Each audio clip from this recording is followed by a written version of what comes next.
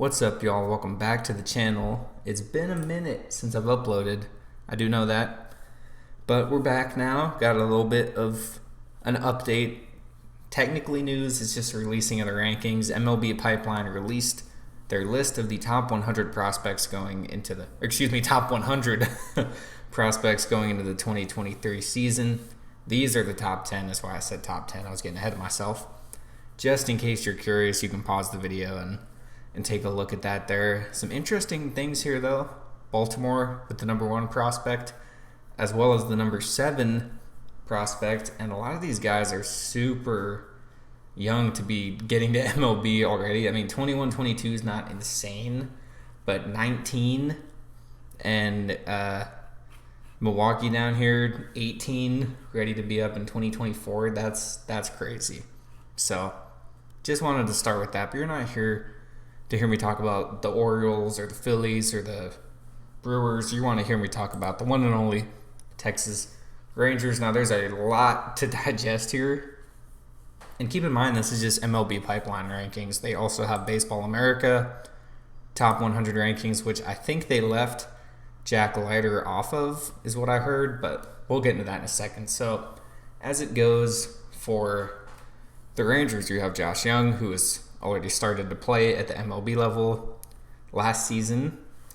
Evan Carter, highly touted outfield prospect. I think probably 2024 is when you'll see him, maybe a September call-up this year. Owen White kind of burst onto the scene after having a really good fall league a year or two ago, and he's pretty highly coveted now.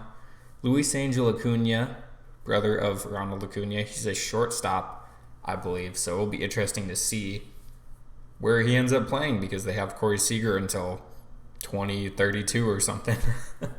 Then Jack Leiter, and then very recently drafted, Brock Porter out of high school. You'll note at the bottom as well, one of only 4 teams to have 6 top 100 prospects. I think the Dodgers had 7, and I think Baltimore has 7. Which is surprising because I didn't know Baltimore was cooking like that, so to speak. I mean, I didn't know they had that going on. So I will pull it up on the view here so we can take a look at some of the details. Obviously, Josh Jung, ready to go. He's at the MLB level. Owen White, they predict him and Acuna will be at the MLB level this year and next year. I don't know why it says Acuna's already there, because he's not, unless there's something we don't know that they know. And then Jack Leiter on track for 2024. I'm going to just start at the top because there's a lot to say. But yeah, we've seen what Josh Jung can do last year a little bit. I wonder if it has his stats. Yeah, so he only hit 204 last year, but it was not a lot of games, and he was coming off an injury. Obviously a lot of strikeouts as well, so it's not, I wouldn't lean on those numbers too much. Now he did okay in AAA. Well, I mean, that's pretty good. 846 OPS, I should say, more than okay in AAA last year, and he had a better strikeout percentage, it looks like. Did it say how many plate appearances this was? No. Oh, no, right here is 99 at bats versus 98. Actually pretty comparable numbers. So he had a slightly better strikeout rate, it looks like. Same amount of walks. So yeah, he's gonna develop. It's hard coming off an injury and then they just throw you into an MLB lineup for 26 games at the end of the season. He had some good moments though, and he will definitely be one of the many options they have at third base. There's also Ezekiel Duran, and we'll get to, he's actually not on this list, but Justin Foscue could also be an option because I think he's a second baseman currently. So moving along though, we have the insane Evan Carter, who just kind of out of nowhere, he had a pretty alright 2021, not anything super notable, just 32 games, and then he went off at Hickory, 476 slugging in 100 games. In his final 6 games, he just tore it up in Frisco. So keep an eye out for him because he might be beating that 2024 projection that they gave him.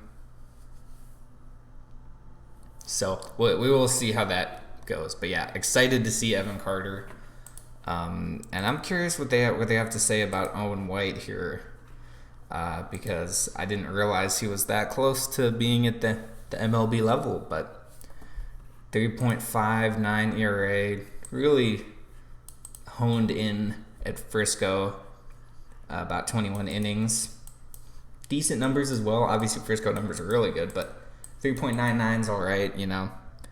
And like I said, he kind of burst onto the scene a little bit with the fall league. I remember that was a huge deal. Like, this guy is out of nowhere in the Arizona fall league. So, yeah, Owen White, very cool. Luis Angel Acuna, also a beast. I got to see him play a little bit in Frisco last year. His numbers did take a dip once he made the move up to Double-A, as it tends to with guys going from Double-A to Triple-A and so on. But he's only 20, so no sweat there. And it'd be cool if they could somehow get him and Ronald Acuna on the Rangers. You know, that would be nice. Because I don't know, it doesn't seem like Acuna is fully happy with Atlanta on some recent events. But anyway, off topic. Then we have the beloved Jack Leiter, which this is who I want to talk about because there's been a lot of concern with him after his okay 2022 debut. And then, it's just people are kind of freaking out, it seems like, after they announced that he's 78th in the top 100, which is like, dude, he's still in the top 100. But there are a lot of things to consider here. One, he went straight to Double-A out of college, which is nuts. A lot of guys don't do that. And I would assume he was just trying to work on some of his pitches there because, yeah, you look at the numbers, 3-10, 5.54 ERA, 92 innings pitched. Opponent batting average at 246 is not good. And a lot of walks, 56 walks. The promising number here is strikeouts, 109 in 23 games. And in 92 innings, that's really good. But yeah, 56 walks, not a very good strikeout to walk ratio. So, and a whip of 155 is not good. So I understand why people are concerned, but it was his first season jumping straight to Double-A.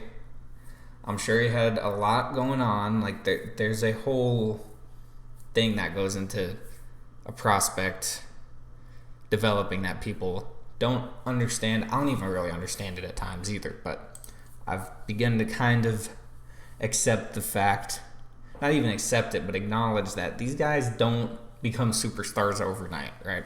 He's had one full professional season after, was it 2 or 3 very intense seasons at Vanderbilt that I think they kind of overused both him and Kumar Rocker and never expected them to be on the Rangers, no less. But yeah, I would not be worried about Leiter. Now, if this year Leiter does the same thing, then you start getting a little bit concerned because he's still projected for 2024, and if he puts up another almost 6 ERA, that is a bit concerning, you know, because they had guys like Cole Winn and Cole Reagans who were almost at that Leiter level. I mean, I don't think they were picked number 2, but they were high-end first-round picks for the Rangers, and then, you know, they kind of each took a while to get there. Both have been in the major leagues now, but they're still kind of getting there. So that's what I would say is don't worry about Jack Leiter. He's going to do his thing. He's very talented. Obviously, it shows in the strikeouts that he's not completely done, you know. He still has a really good fastball, but he just has to develop the control. We should be seeing him in Triple-A next year, not starting. But, you know, let's say as a first good half at Frisco, they might say Let's bump him up to AAA, see what happens. If not, bring him back. So, and the surprising one on this list is Brock Porter, picked out of high school. He went 4th round, 109th overall, which was a surprise to many that he went that high, because I think it was like $3 million or something crazy to sign him. So, yeah, he had the insane numbers of 9-0 with a .4 ERA, 115 strikeouts in 58 innings, and 3 no-hitters for an undefeated team. So, and this goes into the details here. They saved money by taking Kumar Rocker, and they gave him $3.7 million signing bonus. So already has a 94 to 97 mile an hour fastball. I mean, he's going to be good. Estimated for 2025. So I'm curious to see how he does in his first season. And connecting it back to the Leiter discussion we were having here, is last year Jack Leiter was 17th on the overall prospect list going into the 2022 season, and that had to be purely off of draft hype, because you cannot rank a pitcher or really any player until they've actually played. They're just basing that on what he did in college. If you based this off what he did in high school, 9-0 with a .4 ERA, he should be the number 1 prospect by a mile. But that's not how that works. So I think they bought in to the hype more than the actual. Maybe they were looking at his ceiling more than his reality. And he will still be very good, but I'm saying they kept saying that he's number 2 overall pick. He's this highly touted prospect. And you put that in your mind, your expectations are obviously going to be high. I'm not saying I'm lowering my expectations for Jack Leiter, but understand that it is a process. And like I said, if he does bad this year, you can start sounding the alarm, and then you might have to say, okay, maybe he's not who we thought he was. And even if he does, it's not the end of the world, but it's certainly a bit disappointing. So, getting a little rambly here, but with that being said, let me know what y'all think of this list. Josh Jung, currently the highest ranked prospect for the Texas Rangers at 34 out of 100, followed by Evan Carter, Owen White, Luis Angel Acuna, Jack Leiter, and Brock Porter. And I will say I was surprised to see Acuna on here at all. So we will see how he develops. But yeah, let me know who you're the most excited to see. Hoping we get some more news here soon. FanFest on Saturday, I will be there. So I might make a little bit of a vlog, I guess. I don't really vlog, but I might get some videos, talk about it a little bit. So with all that being said, though, I'll talk to y'all later.